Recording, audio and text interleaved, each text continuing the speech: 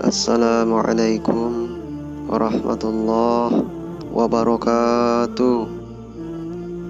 Alhamdulillah, assalatu wassalamu ala rasulillah, la hawla wa la quwwata illa billah.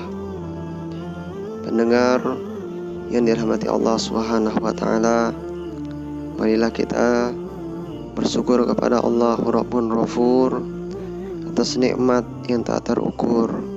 Insya Allah, kalau kita bersyukur, hidup kita akan subur, makmur sepanjang umur. Para pendengar yang dirahmati Allah Subhanahu wa ta'ala, hidup kaya, tentu jawabannya pasti mau. Sebab hidup kaya lebih bermanfaat dan dapat memberikan yang terbaik kepada orang lain. Dengan kekayaan, kita akan bisa mengulurkan tangan dan membantu dengan lebih banyak. Kita akan leluasa dalam bersedekah dan melakukan aktivitas sosial, semisal mengentaskan kemiskinan anak yatim, mendirikan panti-panti, menyumbang pembangunan rumah ibadah, berangkat haji ke Mekah, dan lain sebagainya. Jika tidak kaya, dari manakah dana untuk keperluan itu? Karenanya orang Islam harus kaya. Kalimat orang Islam harus kaya bukanlah sesuatu yang ekstrim. Rasulullah SAW telah memberi rambu-rambu. Bekerjalah kamu seakan-akan hidup 1000 tahun lagi. Beribadahlah kamu seakan-akan mati besok pagi.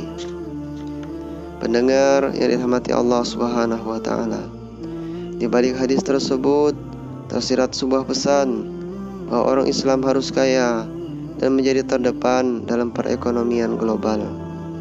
Rasulullah tidak menghendaki umatnya miskin dan terlindas oleh keadaan. Sebab dalam hadis lain diterangkan, kefakiran lebih dekat dengan kekafiran.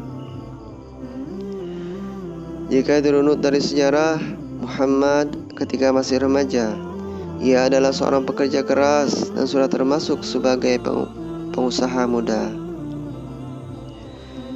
Bukankah ia belajar dari pamannya Abu Thalib menjadi pedagang yang jujur dan cerdas?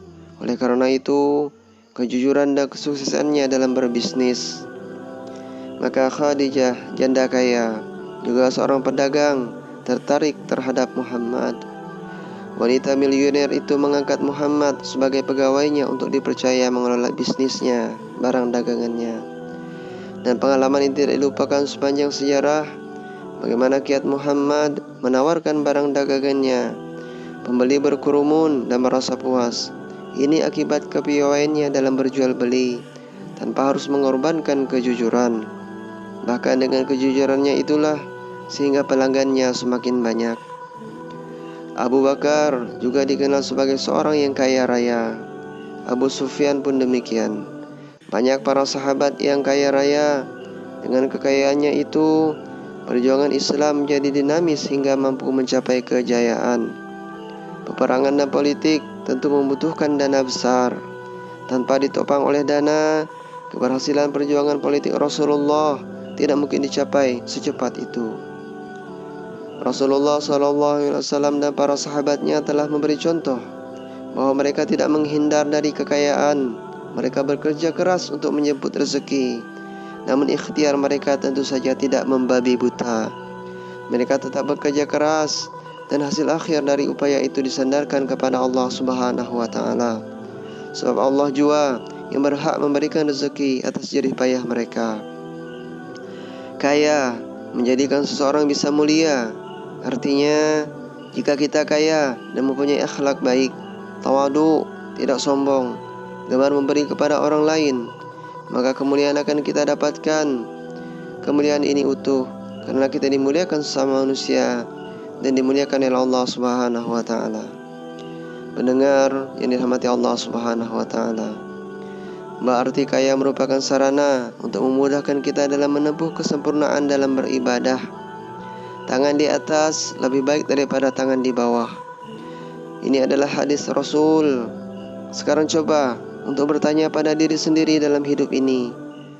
Sukakah kita jika sebagai golongan orang yang memiliki tangan di bawah? Tentu tidak. Tangan di bawah artinya senantiasa mengharap bantuan orang lain, senantiasa membutuhkan sesuatu dalam mencapai hidup.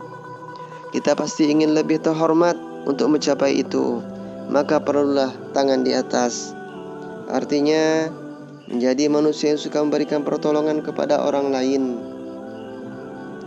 Hidup akan berarti apabila kita dapat memberikan sesuatu yang terbaik kepada sesama. Pertanyaannya sekarang, apakah kita mampu memberikan pertolongan sementara diri kita sendiri butuh bantuan orang lain? Orang yang mampu memberikan pertolongan kepada orang lain dalam hal materi adalah orang yang kaya. Karena itu, sekali lagi, bangkitkan potensi kita dan buka keajaiban rezeki dengan mengulang-ulang pernyataan, hidup harus kaya, hidup harus kaya, hidup harus kaya. Pendengar yang dirahmati Allah Subhanahu wa Ta'ala, dalam ceramah ini akan kami kupas tahap demi tahap bagaimana rahasia menjemput rezeki dan Anda akan menjadi kaya, terutama yang berkaitan dengan misteri keajaiban sholat duha, yang insya Allah akan kami sampaikan pada video selanjutnya. Akhir kata, sampailah ceramah saya pada bagian penutup. Sebagaimana tidak ada gading, tidak retak, apa yang saya sampaikan tadi pasti tidak luput dari kekurangan dan kesalahan. Saya minta maaf kepada Allah dan mohon ampun kepada Allah, dan juga meminta maaf kepada para pendengar. Semoga apa yang disampaikan dapat bermanfaat bagi kita semua, terkhusus saya pribadi. Wa sallallahu ala Muhammad wa ala alihi wa sahbihi wa sallim. Wa akhiru da'wana anil walhamdulillahi rabbil alamin. Wassalamualaikum warahmatullahi wabarakatuh.